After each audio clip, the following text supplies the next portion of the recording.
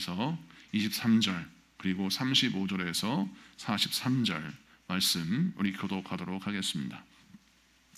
마가복음 5장 22절부터 23절 35절에서 43절입니다. 제가 먼저 봉독합니다. 회당 중에 하나인 야이로라 하는 이가 와서 예수를 보고 발 아래 엎드리어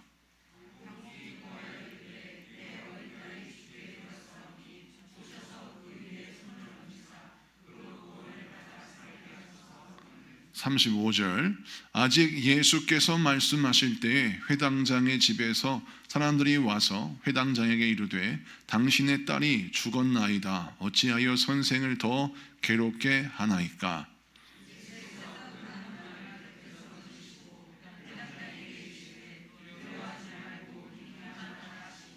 베드로와 야고보와 야고보의 형제 요한 외에 아무도 따라옴을 허락하지 아니하시고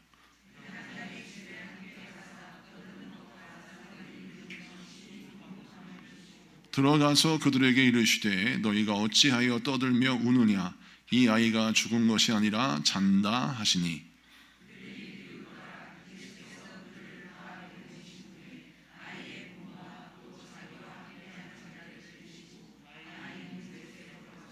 그 아이의 손을 잡고 이르시되 달리다굼 하시니 번역하면 곧 내가 내게 말하노니 소녀야 일어나라 하심이라.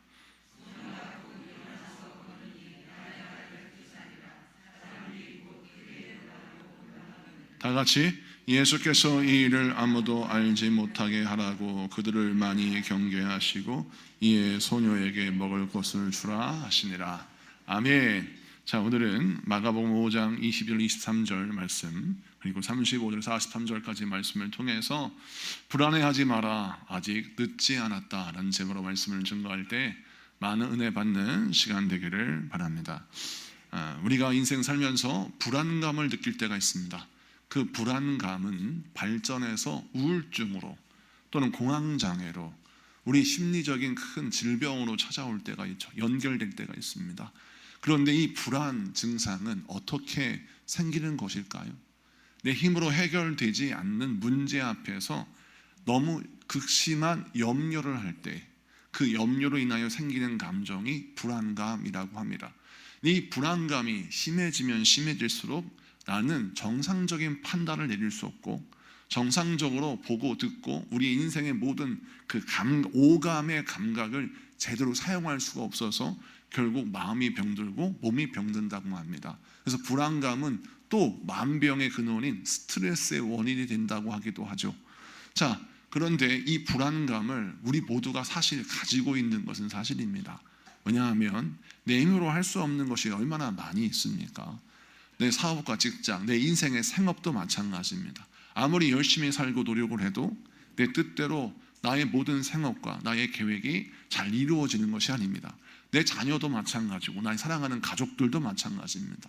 나의 뜻과 계획을 따라 일을 하고 인생을 살아가고 좋은 선택을 했으면 좋겠는데 내가 가라는 대로 가지 않고 청개구리와 같이 오른쪽으로 가라 하면 왼쪽으로 가고 왼쪽으로 가라 하면 오른쪽으로 가고 정말 답답하고 힘들어서 인간관계, 특별히 가정에서 가족들과의 어떤 관계도 굉장히 어렵고 힘들죠. 그러다 보니까 내 가족, 내 형제, 내 자녀가 세상에 나가면 물가에 애 놓은 것처럼 걱정하고 불안스러운 거예요. 자, 우리는 이 불안감을 떠날 수가 없습니다. 늘 우리는 불안감 속에 살 수밖에 없는 것이죠. 자, 그런데 오늘 성경 말씀에 등장하는 야이로도 인생의 큰 불안 속에서 살다가 주님 앞에 왔습니다. 그 이유는 무엇이냐면 12살 먹은 딸이 죽게 생겼습니다. 여러분, 회당장의 직책을 갖고 있으면 그래도 그 당시 그 지역에서는 유지입니다. 그래서 자기 딸이 아팠을 때 의사도 모실 수 있고 여러 가지 조치를 취할 수 있습니다. 그런데 아무리 애를 쓰고 노력해도 해결이 안 되는 것이죠. 그래서 이대로 있다가는 내 딸이 죽을 것 같다라는 위기감이 엄습한 것이죠. 그래서 오늘 말씀에 예수님께 와서 고백하기를 이렇게 고백합니다. 23절 말씀 다시 봅시다. 같이 봉독합니다. 시작. 간곡히 구하여 이르되 내 어린 딸이 죽게 되었사오니. 아멘. 여기까지 보세요. 내 어린 딸이 죽게 되었사오니. 분명히 지금 야이로는 자기 딸이 죽게 되었다라고 말합니다. 언어에 보면 이제 다 죽게 생겼습니다, 희망이 없습니다, 이런 뜻이에요. 자, 야이로의 마음속에 얼마나 절망이 찾아왔을까요? 불안함이 찾아왔을까요? 이대로 시간이 지나면 내 딸을 살릴 길은 없다라는 생각이 그의 마음에 엄습했을 것입니다. 자, 그런데 이 불안을 이길 수 있는 방법이 무엇이냐?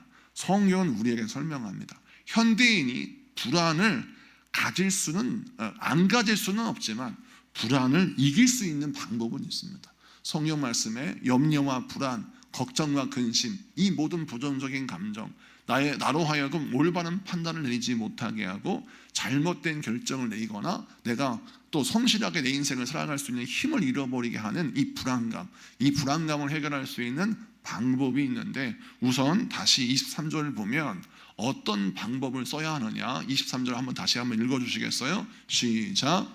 간곡히 구하여 이르되 내 어린 딸이 죽게 되었사오니 오셔서 그 위에 손을 얹으사 그로 구원을 받아 살게 하소서 하거늘. 아멘. 여기서 주목해야 할 부분이 지금 야이로가 예수님께 구하는 내용을 보세요. 내 어린 딸이 죽게 되었다라고 하는 팩트죠. 현실은 그렇습니다. 그런데 간구하는 내용을 보니까 오셔서, 예수님 보고 와달라고 부탁합니다. 오셔서 그 위에 손을 얹으사, 그 위는 어딥니까? 아픈 딸 위에 손을 얹어서 그로 구원을 받아 살게 하소서. 예수 그리스도의 안수 기도로 말미암아 구원을 받아서 살게 해달라라고 하는 말씀이 등장합니다. 근데 이 말씀을 자세히 보면 지금 야이로가 내가 인생에 가지고 있는 내 딸이 지금 처한 상황을 고백하면서 그 상황을 극복할 수 있는 동사를 나열하고 있어요. 주님, 오시면 내 딸이 삽니다. 그 다음에 내 병든 딸의 몸에 손을 얹으면 내 딸이 삽니다. 그리고 주님께서 내 딸을 구원하시면 다시 내 딸이 살아날 수 있습니다 라고 하는, 주님께 내 딸이 살 수 있는 분명한 방법을, 나의 인생에 정한 불안을 느낄 수밖에 없는 모든 요소를 구원을 구하는 동사들로 메꾸어서 불안한 내 마음의 불안과 두려움의 이유가 내 심령 속에 뿌리를 내리지 못하도록 모든 불안의 원인들을 구원의 말씀으로, 때로는 하나님께 간절히 기도하는 믿음의 고백으로 바꾸어서 불안이 내 심령에 뿌리 내리지 못하도록 하였다는 거예요. 자, 이 말씀을 우리가 잘 우리에게 적용시켜야 합니다. 여러분, 우리 인생에서 문제가 없을 수 없어요. 모든 인생에 사건, 사고가 우리에게 찾아오기 마련입니다. 그런데 그 인생의 두려움의 순간순간마다 나를 두렵게 만드는 것, 염려와 근심하게 만드는 모든 말들을 그대로 수용하지 말고 항상 무엇을 붙여야 되냐면, 나를 두렵게 만드는 말 뒤에 그 두려움을 해결할 수 있는 하나님의 정말 역사, 구원의 말씀과 구원의 동사를 같이 붙여놓으라는 거예요. 자, 그러면 이 문제가 하나님의 능력으로 이렇게 해결될 수 있습니다라고 하는 고백과 기억으로 내 자신이 채워지기 때문에 불안감에 휩싸이는 것이 아니라, 불안은 하지만 힘들고 어렵지만 나의 인생의 문제를 하나님께 아뢰고 기도하여 승리할 수 있는 기도의 힘은 공급받을 수 있다는 사실이에요. 많은 사람이 이것을 놓칩니다.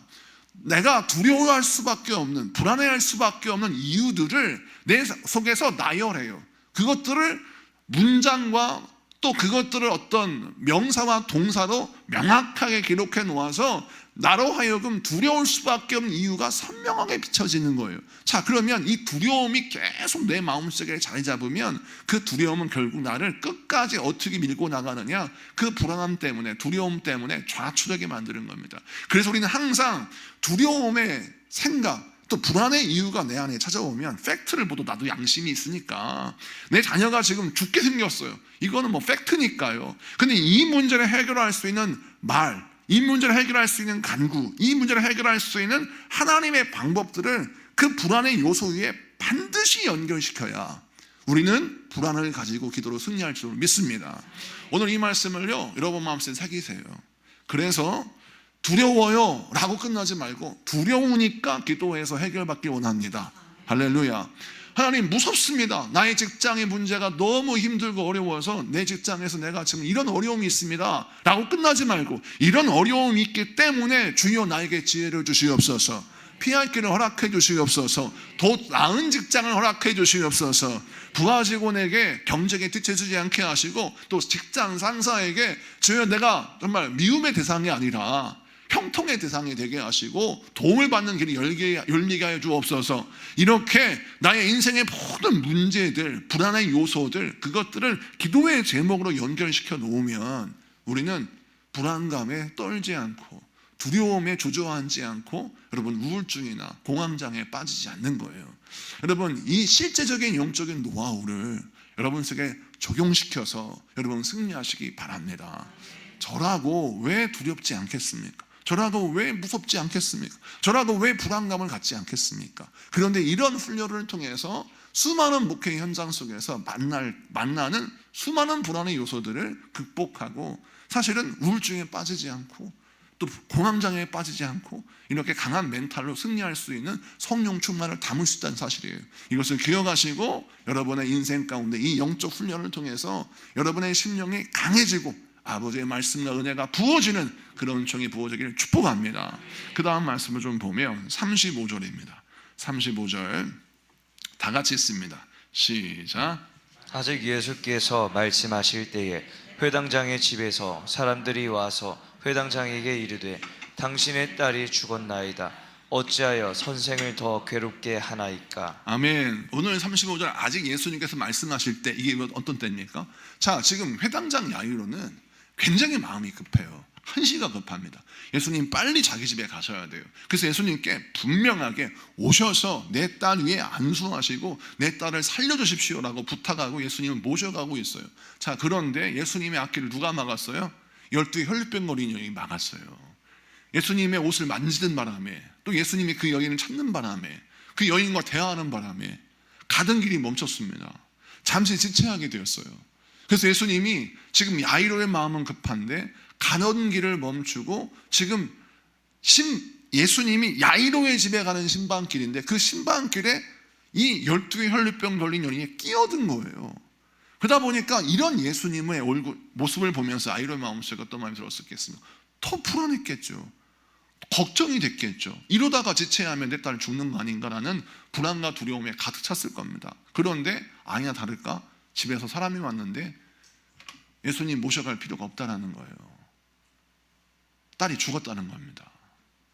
자, 이 상황이 됐어요. 입장을 바꿔놓고 한번 생각해 보십시다.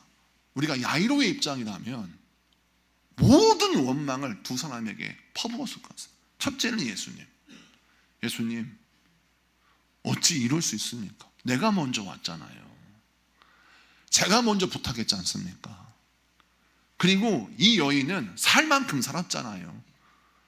12년 동안 병 때문에 고생을 했지만 그래도 살 만큼 살았고 성인이지 않습니까? 근데 앞길이 창창한 12살밖에 안 먹은 내 딸은 앞으로 살아갈 세월이 더 많은데, 내 딸이 다 죽어가 생겼는데 이 12의 혈류병 걸리는 죽을 병은 아니잖아요. 이 여인 내일 고쳐도 되잖아요. 내일 모레 고쳐도 이 사람은 죽지는 않잖아요. 근데 내 딸은 지금 죽게 생겼는데 어떻게 이 순서를 이렇게 하십니까?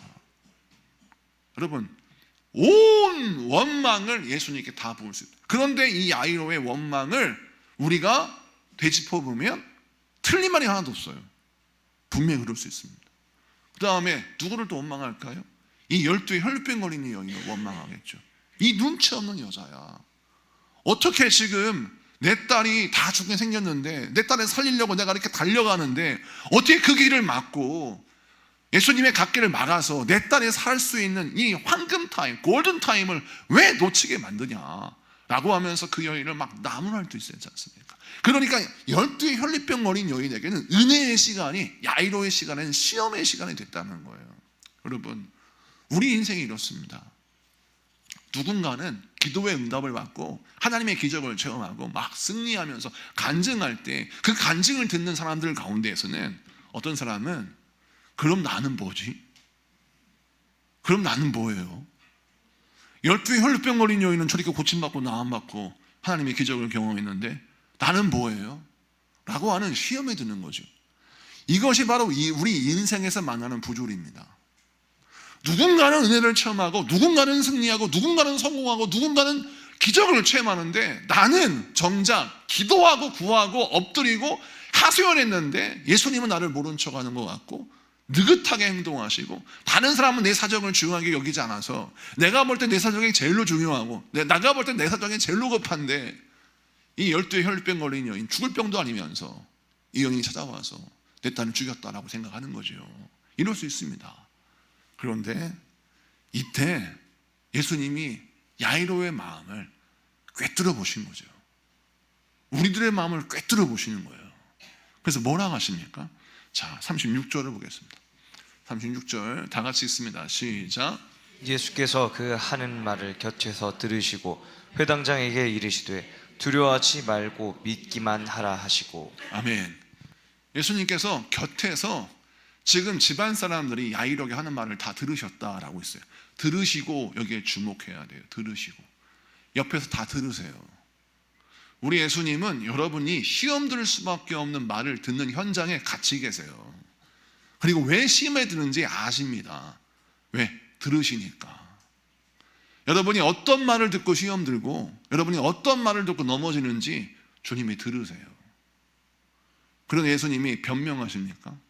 야이로야, 내가 길을 지체한 게 아니라 네 딸의 목숨이 가벼워서가 아니라 내가 이 12 혈루병 걸리는 여인을 지금 고쳐야, 지금 그 사람을 살려야 꼭 되겠기에 내가 가던 걸음을 멈추게 했던 것이지 걱정하지 말어. 네 딸 내가 반드시 살릴 거다. 이렇게 말씀해 주시면 좋을 테지만 이렇게 말씀 안 하세요. 설명이 없어요. 들으시고 뭐라 하세요? 너는 두려워하지 말고 믿기만 해라 라고 하시고 앞으로 나아갑니다. 자, 이 상황을 잘 보세요. 우리가 시험당하는 현장과 시험당하는 상황과 비슷합니다. 나는 지금 어떤 문제 때문에 시험을 당했어요. 나는 어떠한 문제 때문에 내 신앙에 지금 회의가 찾아왔어요. 그래서 나는 주저앉을 수밖에 없고 기도할 힘을 잃을 수밖에 없고 마음이 불안해요. 근데 예수님이 시시콜콜하게 대답을 안 하세요.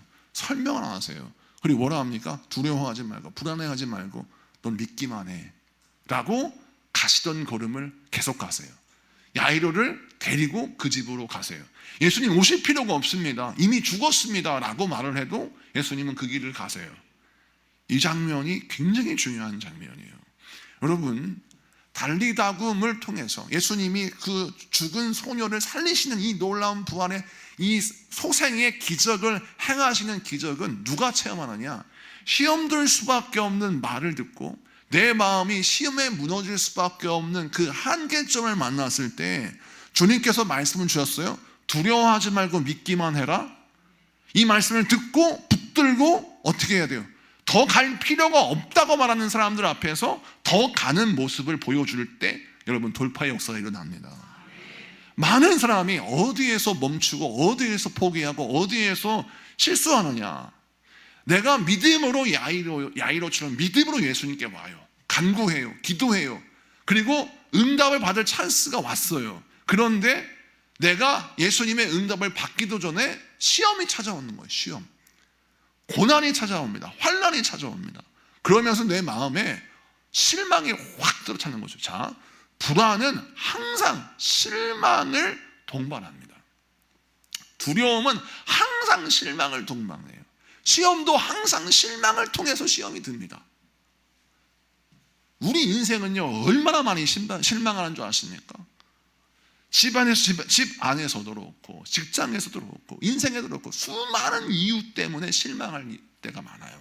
그런데 이 실망이 나의 믿음을 여러분 병들게 하는 감정입니다. 많은 사람들이 나는 누구 때문에 실망했고 난 어떤 사람의 저런 행동 때문에 실망했고 늘 실망하는 마음과 감정들이 내 안에 차오잖아요. 이것이 내 마음을 병들게 하고 믿음을 병들게 한다니까요. 그래서 우리 주님이 우리에게 설명하시기를 두려워하지 말고 믿기만 하라. 이건 뭐냐면 너 실망을 이기는 믿음을 가져라는 거예요. 그래서 실망을 이기고 계속 가야 합니다.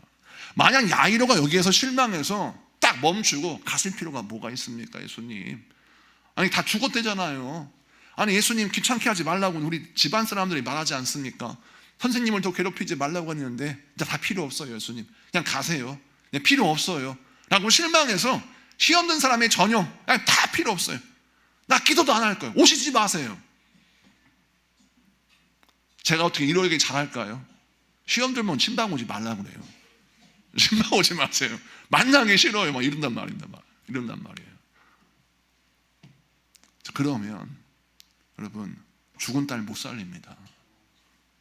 예수님이 그걸 보여주세요. 죽어가는 나의 인생을 못 살려요. 하나님의 기적을 못 만나요. 실망해지니까.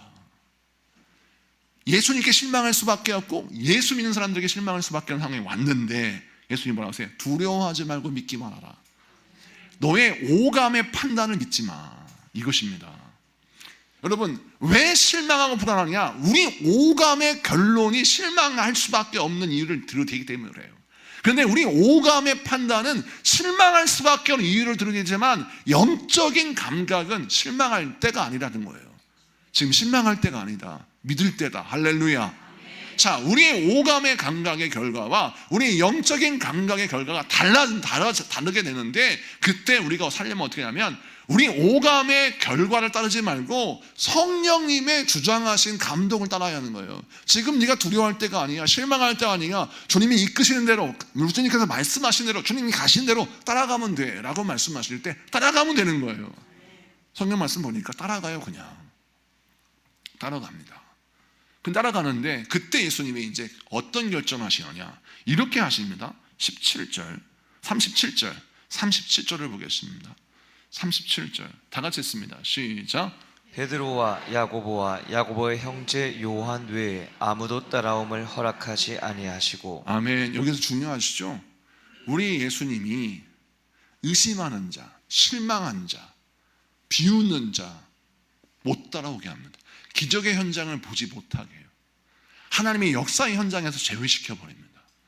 여러분 우리 주님께서 보여주신 이 광경을 잘 봐야 돼요. 또 성경 봅시다. 40절. 자, 39절 40절 두 절을 읽어볼까요? 39절 40절 다 같이 읽습니다. 시작. 들어가서 그들에게 이르시되 너희가 어찌하여 떠들며 우느냐? 이 아이가 죽은 것이 아니라 잔다 하시니 그들이 비웃더라. 예수께서 그들을 다 내보내신 후에 아이의 부모와 또 자기와 함께한 자들을 데리시고 아이 있는 곳에 들어가사. 아멘. 여기서 보세요. 예수님께서 이 아이는 죽은 게 아니라 좀 자고 있는 거다 라고 했더니 다 비웃었대요. 예수님이 뭐라 하십니까? 그 비웃는 자들까지 다 내보냈습니다. 자, 기적의 현장에서 제외시켰어요. 예수님이 살리는 현장에서 제외시켰어요. 자, 이 말씀을 우리는 주목해야 합니다. 여러분 우리가 믿음의 돌파를 이루고 우리 인생에 하나님이 일으키시는 기적을 경험하며 우리 삶에 하나님의 형통을 나의 사건으로 만들려면 우리는 어떻게 되냐면 내 생각과 다른 예수님의 행보를 바라보면서 그저 믿기만 하고 따라가기만 해도 승리합니다. 그런데 뭐가 문제냐? 꼭 내 입이 문제예요. 똑똑한 척을 꼭 하는 거예요. 똑똑한 척을. 무슨 똑똑한 척? 예수님 모셔봤자 소용없다. 내가 계산이 나온 거잖아요. 예수님 모셔봤자 소용없다. 내가 판단을 내린 거예요. 그리고 예수님께서 이 아이는 죽은 게 아니라 잔다라고 말씀하셨는데 비웃는 거죠. 이거 뭐예요? 똑똑한 척 하는 거예요. 예수님 틀렸다는 거예요. 그런 사람들은 예수님의 능력의 현장에서 제외시키는 겁니다. 여러분 우리는요 이 말씀을 통해서 바보가 되라 이런 말이 아니에요. 이 말씀을 통해서 우리 주님이 잠언의 말씀을 상기시키는 거예요. 하나님을 경외하는 것이 모든 지식의 지혜의 뭐라고요? 근본이라는 거예요. 하나님을 경외하는 게 뭡니까? 하나님은 늘 옳습니다라고 하는 인정의 태도의 믿음이에요. 하나님을 경외한다는 것은 내 생각과 달라도 하나님의 생각이 옳습니다. 내 판단이 달라도 하나님의 말씀이 하나님의 판단이 옳습니다 라고 하나님을 인정하고 하나님을 높여드리고 비록 내가 실망했다 할지라도 그 실망마저도 하나님이 좋은 길로 인도하시고 좋은 선택을 허락하실 거라고 믿고 내가 어떤 결단을 하냐면 난 절대 하나님께 실망하지 않으리라 라는 결단을 해버리는 거예요. 그러면 승리합니다. 제가 늘 우리 사모한테 하는 얘기가 있어요. 뭐냐면 남편한테 실망을 자주 하면 실망이 커지는데 어떤 결정을 해냐면 나는 절대 남편에게 실망하지 않겠다, 이런 결정을 하면 하루하루가 즐거울 것이다 했더니 그걸 연습하는데요, 실망할 수밖에 없는 남편의 인격과 부족함이 보일 때마다 우리 사모가 이를 악물고 실망하지 않으려고 기도하고 엎드리고 간구하는 걸 보면서 이게 어렵다는 것을 알게 되겠죠. 저도 밧줄 바꿔놓고 아내를 바라보고 자식을 바라보고 왜 실망할 수밖에 없는 상황이 있겠어요. 그럴 때마다 제가요, 만약 화를 퍼붓고 또 막 비난하고 나무라면요, 그때 어떤 힘으로 오지냐면 일이 손에 안 잡히고 설교가 꼬이고 성령님이 내 마음에 근심할 때가 있어요. 참 희한하죠. 실망이라는 감정 자체가 성령님이 역사하시는 길을 막아요. 그래서 실망한 이유가 아무리 타당하다 할지라도 우리는 어떤 자세를 가져야 하냐면, 실망할 수밖에 없는 상황 속에 딱 놓였을 때 그때 그거를 우선 내려놓고 하나님의 일하심을 인정하면서 하나님이 나아가시는 대로, 주님이 이끄시는 대로 그 길을 바라보고 내가 가야 할 길을 직시하고 그 길을 바라보면, 여러분, 실망은 내 믿음을 발목 잡지 못하고 내 인생을 발목 잡지 못하고요, 해야 할 일들을 하게 되는 것입니다. 오늘 이 말씀을 기억하셔야 돼요. 그러면 예수님께서 일을 하십니다. 어떻게 하십니까? 이 야이로의 죽은 딸을 바라보시고 가셔서 어떻게 하셨어요? 성경 말씀 봅니다. 41절 다 같이 읽습니다.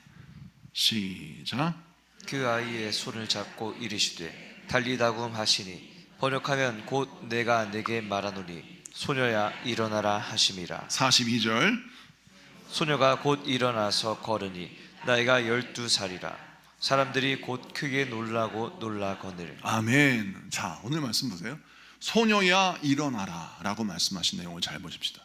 자, 소녀야 일어나라, 달리다 구음이라고 하는 말은 열라 참깨 라고 하는 뭔가 신비한 주문이 아니에요. 소녀야 일어나라, 달리다 구음은 일반 가정에서 늘 하는 말이에요.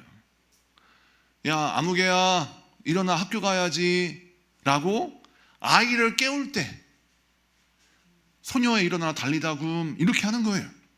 그러니까 일어나, 우리가 평소에 잠을 깨울 때 하는 말이에요.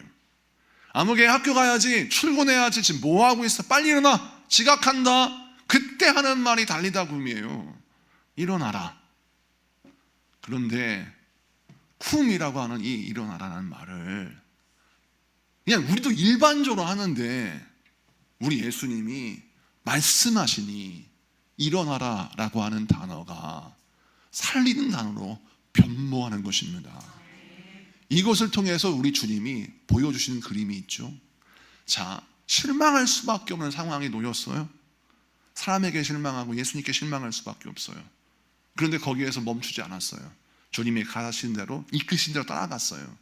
근데 주님께서 상황을 또 이 상황에서 가세요. 내 눈에는 죽었는데 살았대요. 그냥 인정해드려요. 주님이 하라시는 대로 따라갑니다. 그래서 점점 주님을 내 인생의 가장 궁극적인 문제의 중심지로 끝까지 주님과 동행해요. 그곳이 어디예요? 내 딸이 죽어있는 장소예요. 그래서 그 인생의 가장 중요하고 내 인생의 가장 근본적인 문제에 예수님이 이를 때까지 야이로는 말하지 않아요. 따라가요.